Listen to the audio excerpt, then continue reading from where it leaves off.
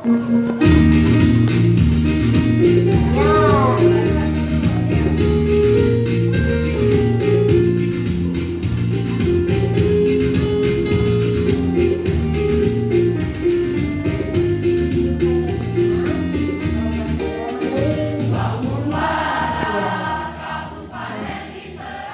pun, selamat datang di channel GLD Lampung Barat TV. Salam literasi. Literasi jaya, Lampung Barat hebat, yes. Tabi pun.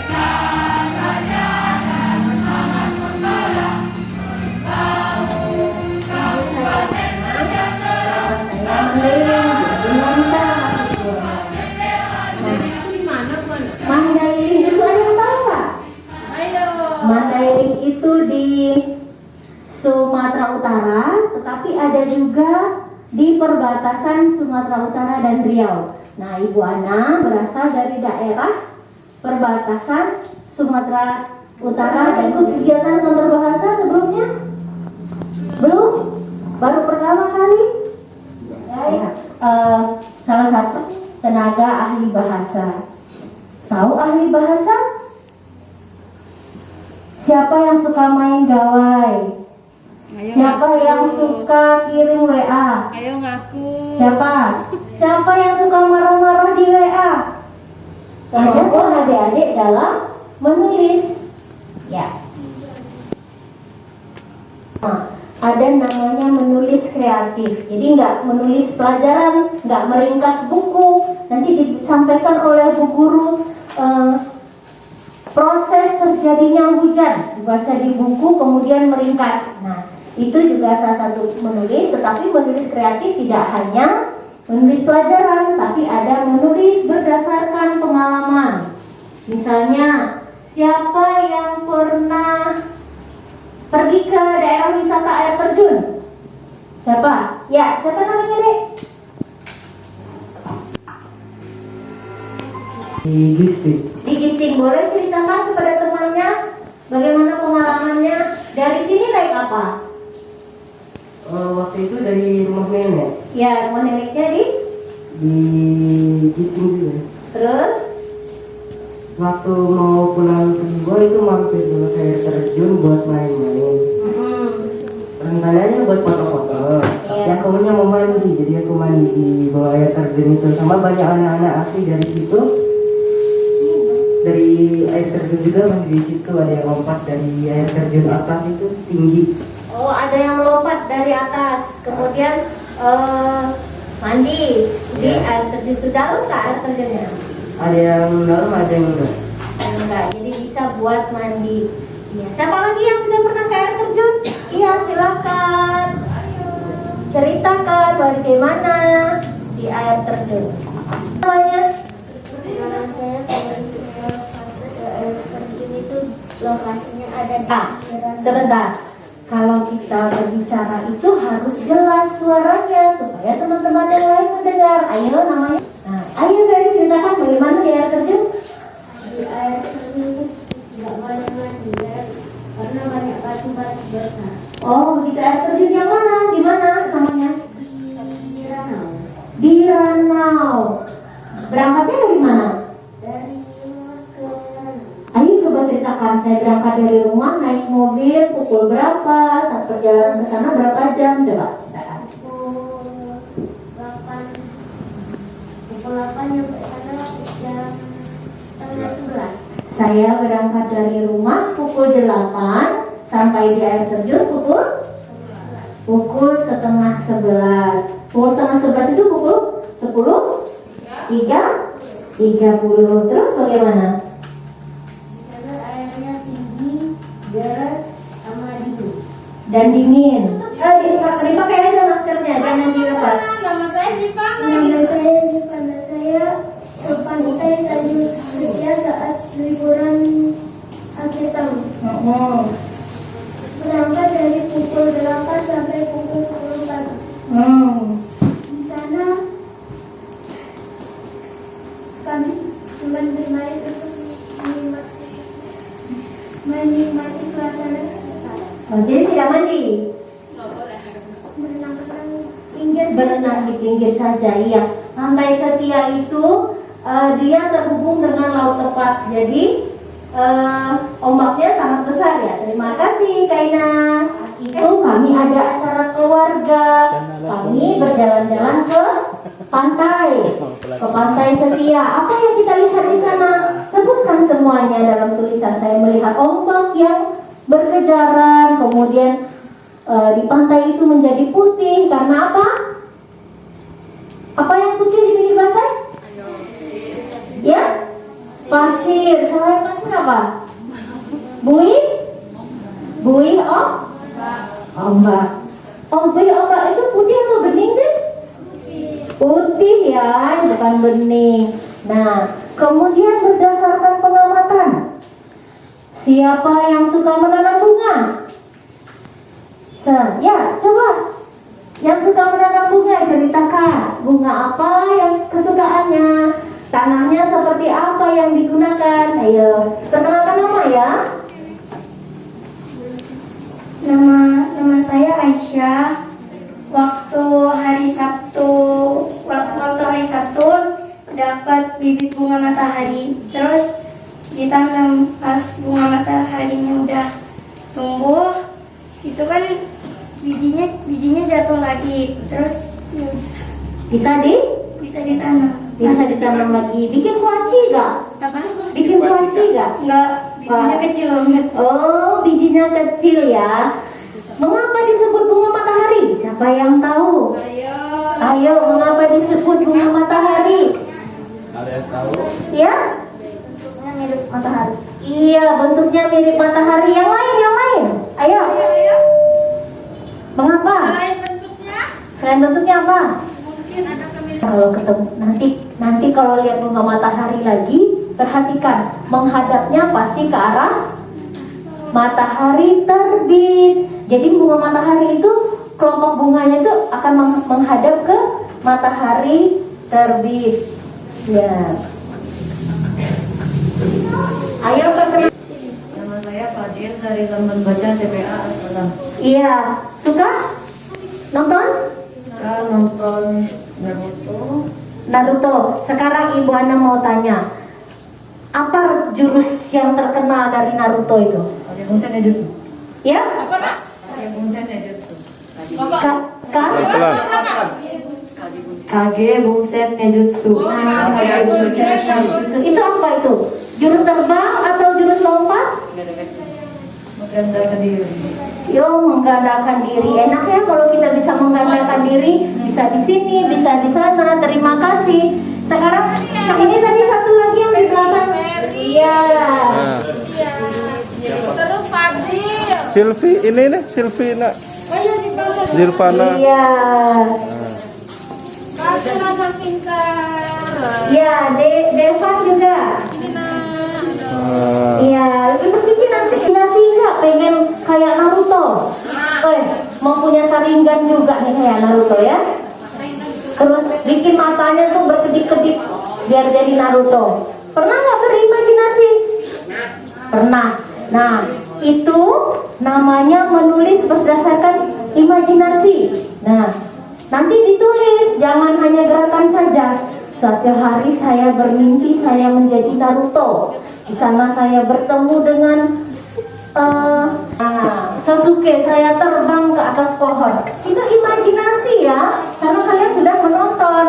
Nah, itu menulis berdasarkan imajinasi. Menulis berdasarkan hal yang disukai. Kesukaannya apa? Baca. Membaca. Membaca apa? Biasanya novel. Novel. Pintar, hebat. Coba Kak, tunjuk Kak pelantangnya. Ini namanya pelantang. Ya, pelantang ini namanya. Gunanya apa?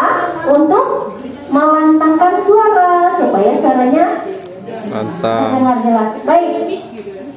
Nanti Azila. Azila. Coba novel apa yang paling kamu sukai? Novel Bumi Seri. Iya, karya Terelie. Terelie. Judulnya apa? Bumi. Bumi. Boleh diceritakan sedikit? Menceritakan tentang 3 orang Sahabat. ya yang memiliki sebuah kekuatan gitu gara-gara mereka tuh bukan berasal dari bumi. Nah, itu termasuk cerita imajinasi ya. Karena dia berimajinasi dia bukan dari bumi. Terus apa lagi? Mereka tuh berasal dari berbagai kelas. Ada yang dari matahari, kelas bulan, satu lagi kelas bintang. Iya. Ada konfliknya nggak di situ? Ada permasalahan nggak? Banyak sih. Salah satunya tuh gara-gara salah satu tokoh utamanya itu adalah ini kayak putri bulan gitu yang memiliki kekuasaan atas segala bulan gitu. Nah, kemudian ada masalah nggak di dalam cerita itu? Permasalahannya yang nanti akan diselesaikan. Ada salah satu antagonis yang pengen banget kekuasaan milik sang putri. Ya, berarti ada musuhnya. Jadi putri itu ada musuhnya. Akhirnya bagaimana? Akhirnya mereka tuh memenangkan perang yang terjadi atas antagonis itu yang ingin sekali kekuatan milik Putri? itu sebenarnya masih berlanjut gara-gara itu memiliki seri. Oh, tiba di Bandar Lampung pukul 11.00. Begitu sampai aku dan keluarga disambut oleh nenek. Setelah melepas rindu, aku bermain di sungai dan di sawah. Setelah merasa puas, aku terima kasih. Ini tulisan teman kita yang dari Kota Bumi. Nah, ini satu paragraf. Ada berapa kalimat? Ada berapa kalimat coba? 1, 2, 3, 4, 5, 6. Apa tandanya kalimat? Ada 6 tanda titik. Ini pukul berapa? Pukul 8.00. Benar? Kok enggak? Tadi katanya kosong. Itu. Ayo. Terus kan? No, ulang dari awal. Terus? 1, 2, 3, 4, 5, 6, 7, 8, 9, 10. Iya. Dari apa kita mulai berhitung? Dari 0 ya. Kata orang kalau kita ngisi bensin itu kalau ditanya nomor telepon. Nomor teleponnya berapa? 0813. Ya. Harusnya apa? 0. Karena kita tidak punya angka kosong. Yang kosong itu apa? Ada botol kosong, ada kotak kosong, ada rumah kosong, Dompet. ada dompet kosong berarti. Boleh ya? Nah, ejaan itu apa? Nah, dalam menulis ejaan itu adalah seluruh peraturan yang melambangkan bunyi, ujaran, pemisahan, penggabungan kata, penulisan huruf, huruf kapital, huruf kecil, huruf besar atau huruf kapital? Huruf kapital. Kalau huruf A yang bulat itu ditulis besar, jadi huruf besar atau huruf kapital? Hurufnya yang besar, koma, ada tanda baca titik. Nah, kalau misalnya dalam percakapan secara lisan itu tanda baca itu ditandai dengan intonasi. Misalnya saya berkata begini, kamu baru datang. Nah itu artinya apa? Kamu baru datang, ya, memerintahkan atau bertanya, atau saya kasih tahu? Bertanya. Jadi intonasinya naik. Kamu baru datang, gitu ya. Nah, kalau saya bilang begini, kamu baru datang. Nah, apa coba? Marah. Nah, jadi kalau kita berbahasa secara dia marah atau dia kasih tahu, akhirnya apa? Dalam bahasa tulisan harus ada tanda apa? Tanda baca. Kalau tanda baca ini artinya apa? Berseru, bisa merasakan senang. Wah, indah sekali rumah itu. Tanda baca? Tanda tanya atau tanda seru? Tanda seru. Saya baru datang. Tanda titik, karena saya memberitahu pernyataan. Nah, jadi tanda seru itu untuk menyatakan sesuatu yang indah. Wah, jika ada perasaannya, wah indah sekali, itu tanda seru ya. Kemudian mengajak, ayo kita menulis. Nah, itu juga diakhiri dengan tanda seru. Nah, ini maaf ya, ini kemarin masih dari Metro, jadi kalimatnya belum diganti. Siapa nama kakak kamu? Nah, Alia itu kalimat tanya harus diakhiri dengan tanda tanya. Nah, coba isi apa bedanya ya kalimat ini ya? Coba Jehan. Coba. Karena yang di gambar bawah ibunya megang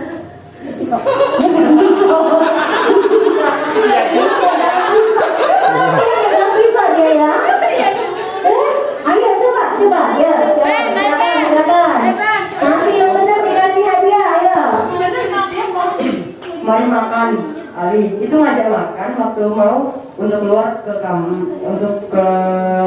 keluarga untuk makan. Kalau bawahnya itu mau makan si Ali. Iya, mama Ada koma. Iya, pintar sekali. Wah, mantap. Karena tahu kak hadiahnya kak? Hadiah lagi kak? Jadi bedanya karena tanda apa? Koma. Tanda koma. Nah, ini dia tanda koma. Anak siapa? Iya. Artinya tanda komanya begini. Mari makan Ali. Jadi Alinya jadi senang. Wah, tersenyum itu. Nah, karena ada tanda koma. Mari makan Ali. Gitu. Kalau ini di kalimat lisan, kita hanya perlu intonasi. Mari makan Ali. Mari makan Kaina. Gitu. Kalau ibu bilang mari makan Kaina, pasti Kainanya ketakutan ya.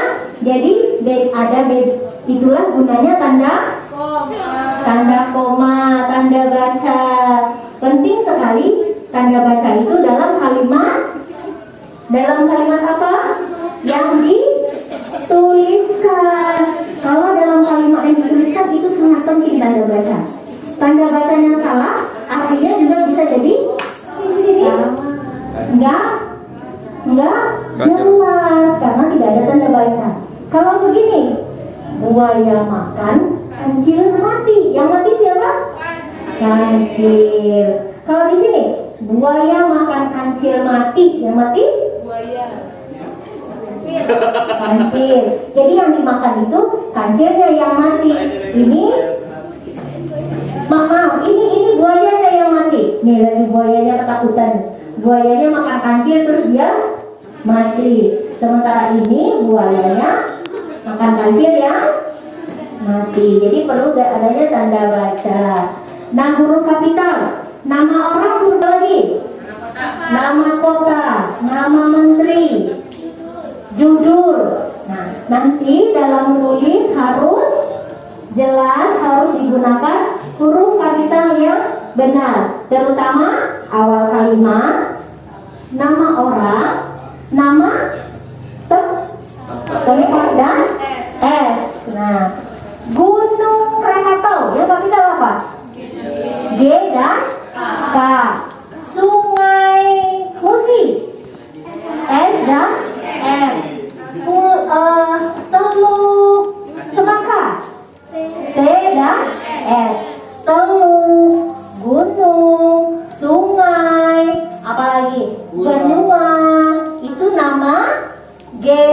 geografi. Jadi kalau nama geografi huruf kapital semua diawali. Misalnya Teluk Sumatera T dan S, Gunung Krakatau G dan K. Kalau nama suku, bahasa, kemudian suku, bahasa, dan bangsa itu hanya namanya huruf kapital. Misalnya bahasa Indonesia yang kapital hanya I, Indonesia. Bahasa Jawa yang kapital hanya J.